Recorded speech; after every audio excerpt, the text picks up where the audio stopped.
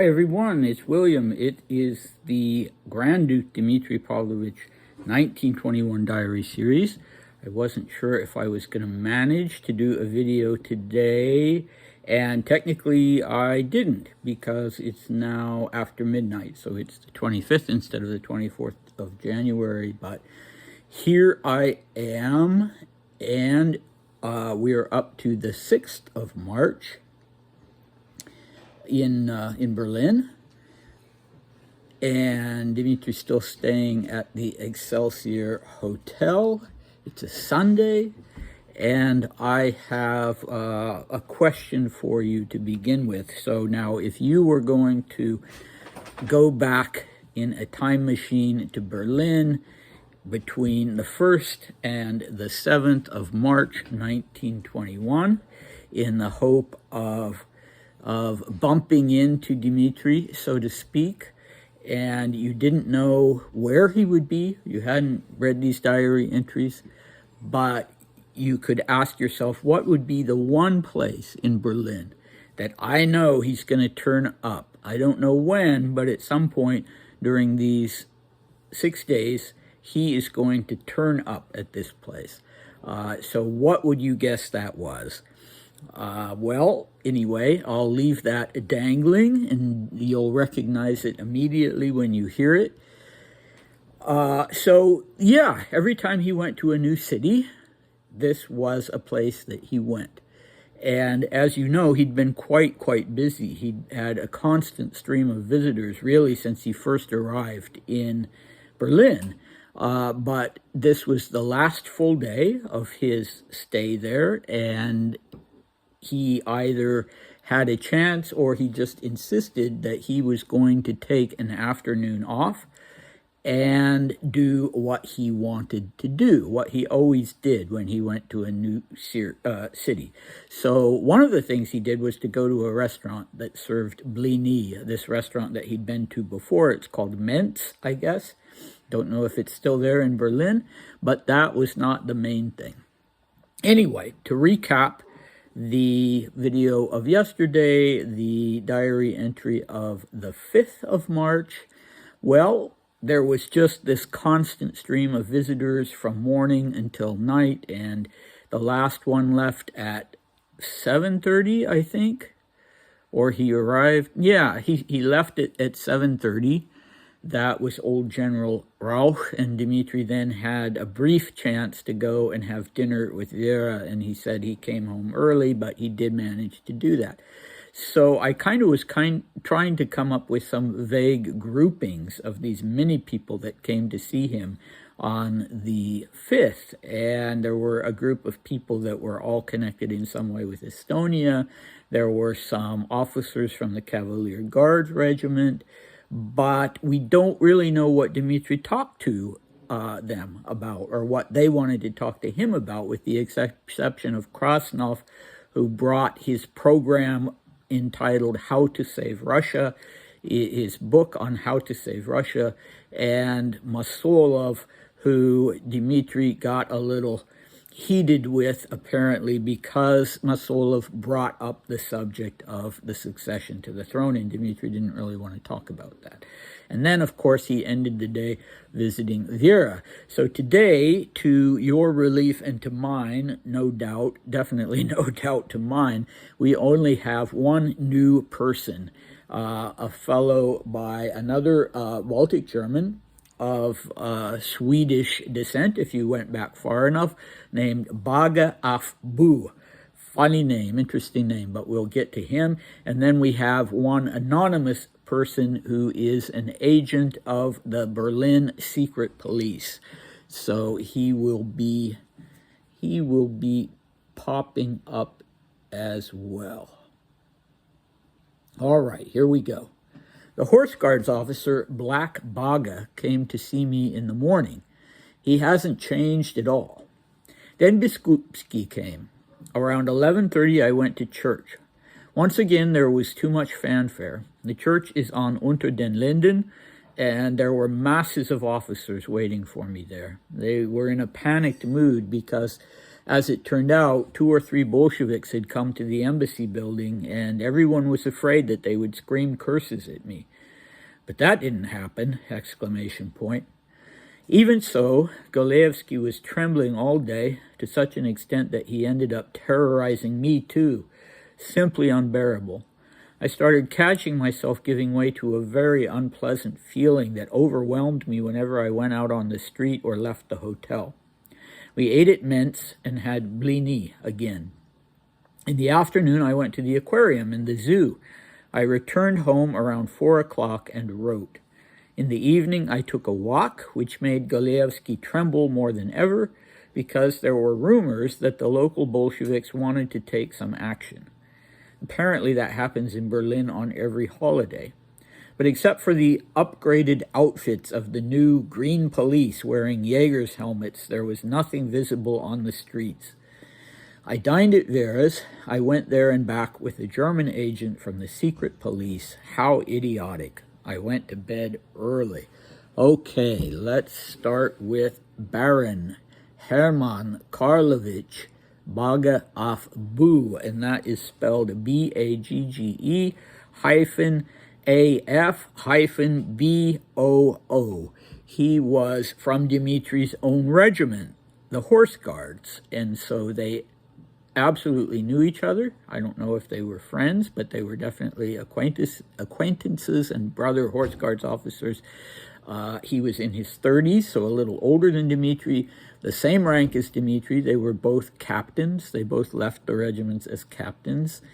And he was a member of the Russian All-Military Union, so all military in the sense that it included any branch of the military service in Imperial Russia, and it was one of these many groups that sprang up, several of them. There were regimental groups, there were naval officers groups, cavalry officers groups, and this was one of them that Hermann Baga of Bu belonged to. Now, what I don't know and haven't been able to find anywhere is why he was called Black Baga. That I have no idea. Dmitri uses that. I don't know if anybody else did. How he would get that nickname, yeah, that one's a mystery. If any of you know, please do pass that information along. Now, I tried to find the Orthodox Church on Unter den Linden. I couldn't find, maybe I should have looked to see if there was a Greek Orthodox Church on Unter den Linden. I couldn't find a Russian Orthodox Church. I found, I think, 4 Russian Orthodox churches in Berlin, but none of them were on Unter den Linden. But I did find that the Russian embassy was there. And so why was there this worry about Bolsheviks being in the Russian embassy? Well, of course, the fact of the matter is that the Russian embassy closed down when war broke out between Russia and Germany in 1914. Then the embassy staff, the ambassador and the embassy staff all went back to Russia and left Germany. So then when the war ended and the revolution began, there was no return of pre-revolutionary staff to the Russian embassy in Germany. And so, you know, the Bolsheviks were able to send people in to fill that vacuum. The Soviets were. And so it was not most of the other embassies, Russian embassies around the world that Dmitri had encountered, or at least in Tehran, in London, in Copenhagen, in Paris, they all had their pre-revolutionary Russian staff. But the one in Germany did not, and so apparently when Dmitri talks about Bolsheviks, he doesn't say Russian Bolsheviks or German Bolsheviks. I assume he's talking about German Bolsheviks, who, as far as I know, weren't actually called Bolsheviks. They were called communists. I don't know what the word was in, or how that's said in German, but you know, I don't think the Weimar government would have allowed just sort of stateless Russian Bolsheviks to be running around the city. So I assume these were German citizens, that these were German communists, and that they were welcomed into the Russian embassy. Apparently they were there And apparently the embassy was right next door to the church, or the church maybe was even a part of it. And so there was this concern that Dmitri would be heckled or screamed at by these Bolsheviks. But of course that didn't happen. Even if it had, it would have been unpleasant, but I'm sure he would have been able to handle it. But then, so Golaevsky, you recall all along, Golaevsky has been in a state of high alarm about something happening to Dmitri, about Dmitri being attacked by the Bolsheviks in Berlin, whether they're German or Russian. And he is so, he's just not letting it go, apparently. And he's hammering it into Dmitri's head so often and so consistently that Dmitri says that he himself, that Golaevsky has managed to terrorize him. So, you know, Dmitri was, he had issues with anxiety, and he had developed a way to deal with that. When he was in Persia and he read all these self-help books and these New Thought books, he developed, you know, a method. I don't know if it was, I don't know, distinct enough to be called a method, but where he would just, the minute any idea got into his head that upset him, he would just push it out again. He wouldn't acknowledge it. So apparently that worked for him in this instance. He would leave his hotel then, or as he says, anytime he went out on the street or left the hotel, he was in danger of being overwhelmed by these thoughts, but he was able to shut them down and go about his business, so much so that he didn't even appreciate having this plainclothes secret policeman escorting him to and from Vera's apartment. So, okay, now, of course, you recognized immediately the place that he just had to go to before he left was the Berlin Zoo. And the Berlin Zoo also has an aquarium attached to it that was built in 1913. I think the zoo was built in 1844. And it had this magnificent Chinese gate that would be destroyed during the First or the Second World War. It survived the First World War. It would be destroyed during the Second World War and then rebuilt in the 1980s. So I'm going to attach a photo of that for my thumbnail of that rebuilt Chinese gate. But Dmitri would have seen the original. Okay, let's see. This I don't understand what he's talking about, there being Bolsheviks in the streets every holiday. I mean, okay, I guess, but I don't know that this was necessarily a holiday. Would it have been a holiday? It was a Sunday, but yeah, 6th of March, I don't know. Is it a church holiday of some kind on the Western calendar? Anyway, I also don't understand quite how he's wording his description of these green police in their outfits. He doesn't use the word uniform, and I think he's kind of making fun of them. They're wearing these Jaeger helmets and some kind of green uniforms, but anyway, he goes out and they're out there because there's fear of some kind of Bolshevik activity. And what I managed to find out is that there was, in the month of March in Berlin, there was a Bolshevik uprising on the streets of Berlin. It was relatively quickly put down, perhaps by these green police in their Jaeger's helmets. I don't know, but I'm not sure of the date relative to when Dmitri was in Berlin. It's 17th March on the Gregorian calendar, but I'm not sure. I've been confused for a while now if Dmitri's using the Julian calendar or not. So I need to figure that out. Sorry that I haven't done that yet. But anyway, clearly it had either happened before Dmitri arrived, and that's why the police, these special police, were out there in their green uniforms, or else it was anticipated that it was going to happen. I don't know which. But anyway, this secret police agent was assigned to escort Dmitri, and he did not like it. He didn't want that. And I think could all agree that it would be quite inconvenient to have someone when you're out, you know, not as a public figure, but just you know, going to visit an old girlfriend or something like that, to have an escort there and back, especially if you're a person who's very carefully looking after his public image during this visit to Berlin.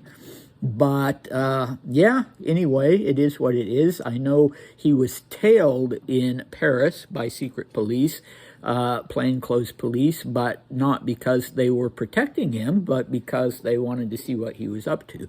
But anyway, he doesn't express any sentimentality about Vera, although they're not saying goodbye just yet. He will see her again the next day before he leaves Berlin. He actually is taking an evening train, so he'll have some time to do some things. And so the next video will be about that. And it's interesting to see who turns up to say goodbye and who he himself goes to see. It's not only Vera that he goes and visits. And one of the people who he will see is the brother of Grand Duchess Maria Pavlovna the Elder, her brother Paul. He will see him. So that's, you know, that's an interesting thing. I didn't know they knew each other, but apparently yes. Okay, and we will learn more details about the security situation as it was in place and the protection that was given to him as it was in place for his entire visit. So he didn't talk about that from the beginning. He only started talking about it, I think, on the 4th. But on the 7th, in this last Berlin diary entry, he's going to be talking about that and what the security detail was around him. So I hope you'll come back for that, and we will then be on our way to Paris and starting a very, very interesting new phase of Dmitri's life, and one that I'm sure he just hadn't expected. But life is like that sometime. All right, I'll see you then. Bye.